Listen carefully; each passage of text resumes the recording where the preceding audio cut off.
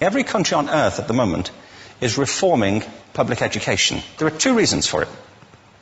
The first of them is economic. People are trying to work out, how do we educate our children to take their place in the economies of the 21st century? How do we do that, given that we can't anticipate what the economy will look like at the end of next week, as the recent turmoil is demonstrating?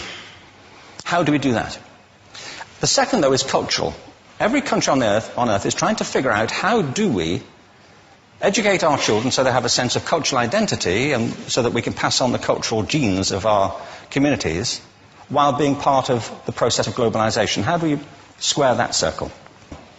The problem is they're trying to meet the future by doing what they did in the past. And on the way, they're alienating millions of kids who don't see any purpose in going to school. When we went to school, we were kept there with a story, which is if you worked hard and did well and got a college degree, you would have a job. Our kids don't believe that. And they're right not to, by the way.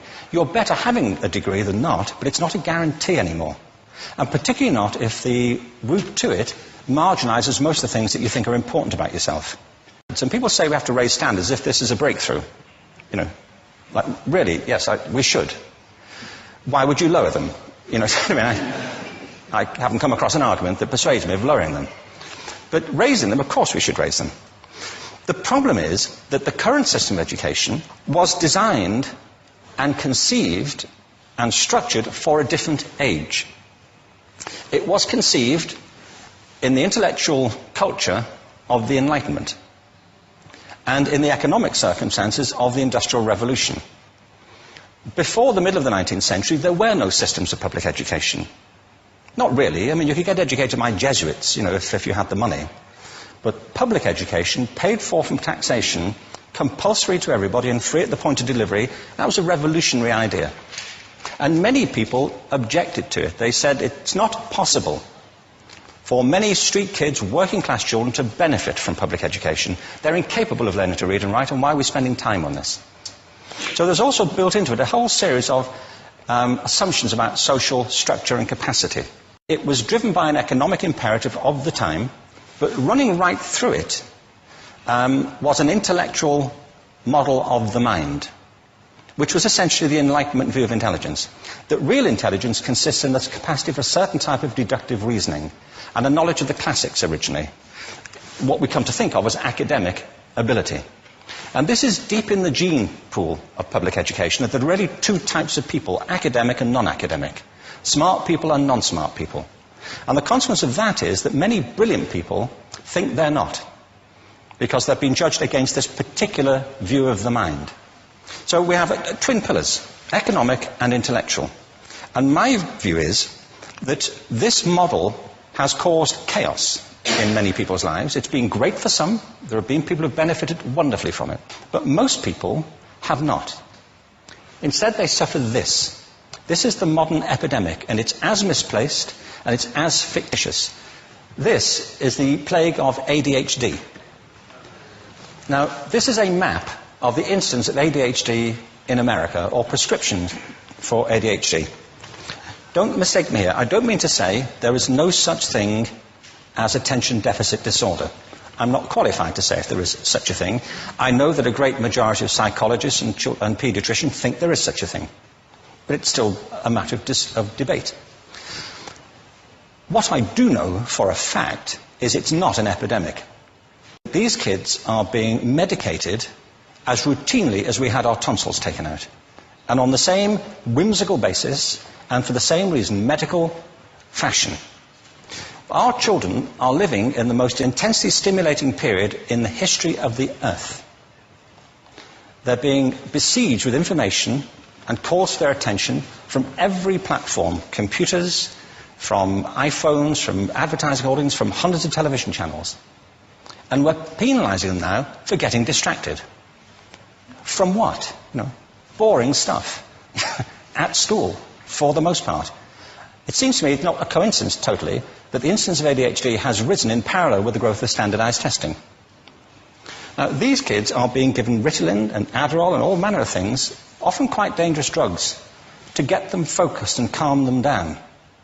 But according to this, attention deficit disorder increases as you travel east across the country. People start losing interest in Oklahoma.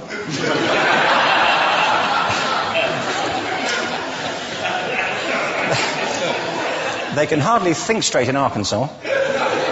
And by the time they get to Washington, they've lost it completely. And there are separate reasons for that, I believe. It's a fictitious epidemic.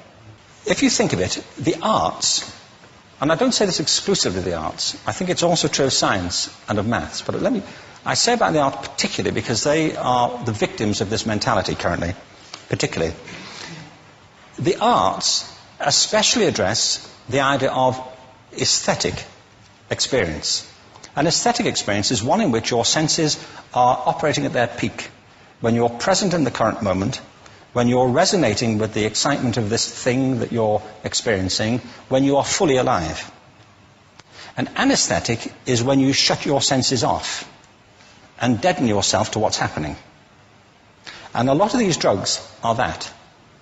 We're getting our children through education by anesthetizing them. And I think we should be doing the exact opposite. We shouldn't be putting them asleep. We should be waking them up to what they have inside of themselves. But the model we have is this.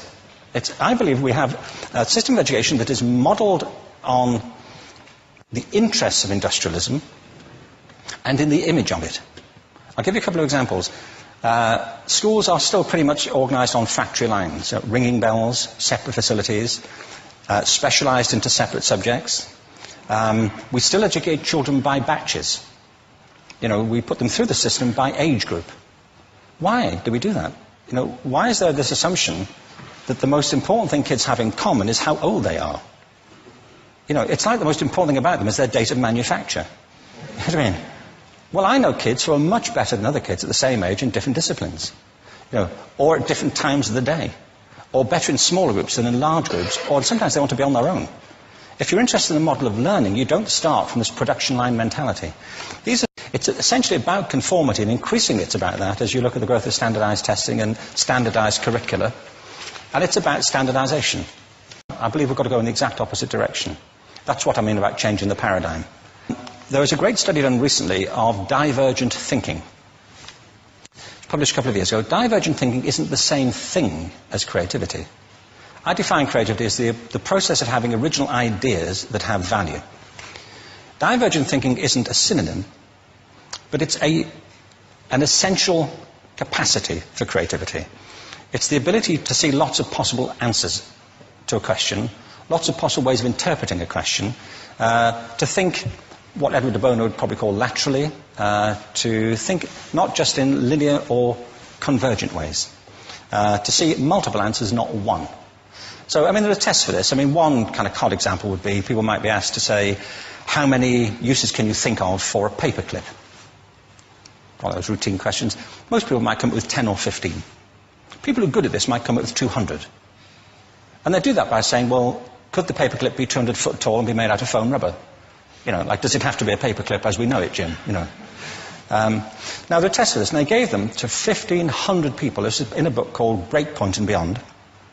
And on the protocol of the test, if you scored above a certain level, you'd be considered to be a genius at divergent thinking. Okay? So my question to you is, what percentage of the people tested, of the 1,500, scored at genius level for divergent thinking? Now, you need to know one more thing about them. These were kindergarten children. So what do you think? What percentage at genius level? 80. 80, okay. 98%. Now, the thing about this was it was a longitudinal study. So they retested the same children 5 years later, age of 8 to 10. What do you think? 50? They retested them again 5 years later, ages 13 to 15. You can see a trend here, can't you? Now, this tells an interesting story, because you could have imagined it going the other way, couldn't you? You start off not being very good, but you get better as you get older. But this shows two things. One is we all have this capacity, and two, it mostly deteriorates. Now, a lot of things have happened to these kids as they've grown up. A lot. But one of the most important things that happened to them, I'm convinced, is that by now they've become educated. They've spent 10 years at school being told there's one answer, it's at the back. And don't look. And don't copy, because that's cheating. I mean, outside schools, that's called collaboration, but inside schools. Now, this isn't because teachers want it this way, it's just because it happens that way.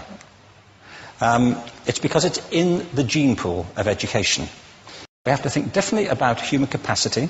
We have to get over this old conception of academic, non-academic, abstract, theoretical, vocational, and see it for what it is, a myth.